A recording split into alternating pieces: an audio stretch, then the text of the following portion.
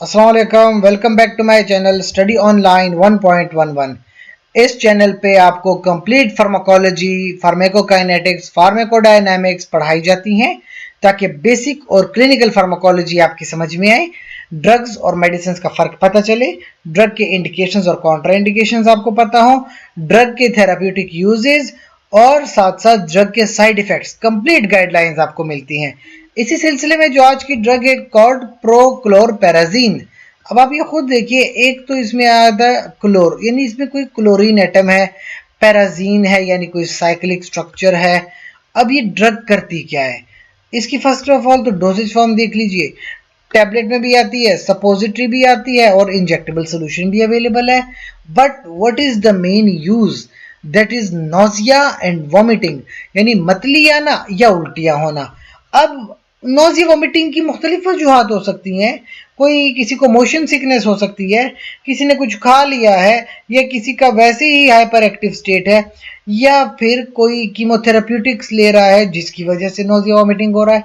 लेकिन आपकी ड्रग बहुत ही यूजफुल है इन दैट केस। पर ओरल लेंगे, इमीडिएट रिलीज में 10 से 15 mg की ड्रग ले, दिन में 2 से 3 बार या 3 से 4 बार। एक्सटेंडेड रिलीज में भी है 10 mg पर ओरल, यह दिन में 2 बार है, या 15 mg ले लें, एक बार दिन में यूज होती है। सपोजिटरी 25 mg की आती है, दिन में 2 बार। और इंजेक्शन तो 5 से 10 mg का होता है, हर 3 से 4 घंटे बाद, अगर आपको नोजिया वॉमिटिंग फील होता है।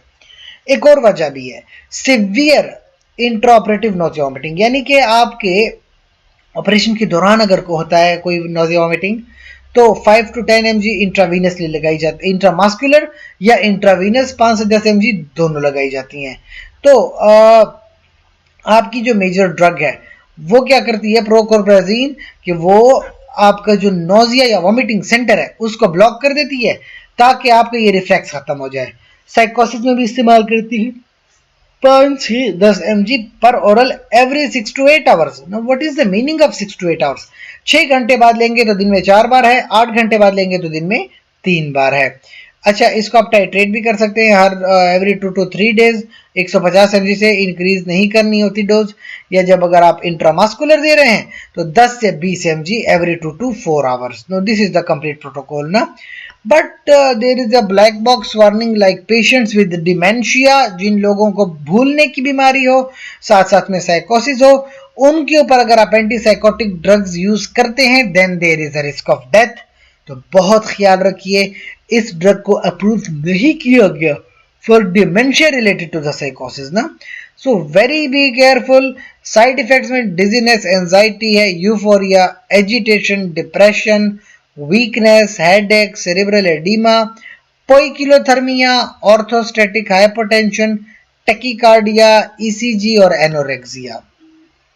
अब फर्ज करें आप बैठे हैं, जैसे ही आप अपनी पोजीशन चेंज करें और उसकी वजह से आपके पास ब्लड प्रेशर डाउन हो जाए, that is called orthostatic hypotension, यानी पोजीशन चेंज करने की वजह से।